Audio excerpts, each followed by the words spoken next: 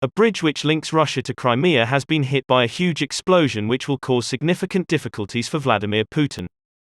A huge explosion hit a bridge linking Russia and Crimea. So far, 3 people have been killed as a result of the incident, according to Russia's Investigative committee. Russia's RIA state news agency said it was caused by a fuel tank on fire. However, this has been refuted by various sources. The explosion has been described as a huge victory for Ukraine by a defense and security analyst, as the bridge was a vital supply route for Vladimir Putin's southern army in Ukraine. In videos of the explosion, cars and vans cross the road bridge which runs adjacent to the railway line. As the vehicles cross, the bridge is suddenly engulfed in huge billows of smoke and flames. While the road was badly destroyed, as parts of it fell in the water below, the damage done to the railway was not as significant.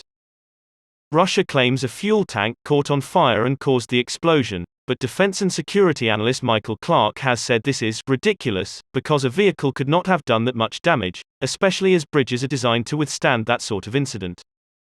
Instead, Mr. Clark speculated that it was either caused by a missile, heavier than that which Ukraine is supposed to have in its arsenal, or by explosives of some magnitude, put underneath the bridge by Special Operations Forces.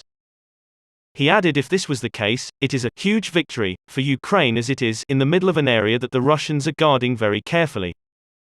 Mr. Clark said it was as big a blow to Russia as when the Black Sea Fleet flagship sank on April 14 after it was struck by Ukrainian anti-ship missiles. The bridge, known as the Crimean Bridge or Kerch Bridge, is made up of a parallel road and railway and was built by Putin in 2018 after the illegal annexation of Crimea. Prior to it being built, Russia would take supplies to Crimea via a ferry which took 2 hours. The Crimean Bridge is the only link between Russia and Crimea and the sole way Russia could take supplies directly. Not only this, but it was this route that the Russians used to take artillery through Crimea to the Kherson region.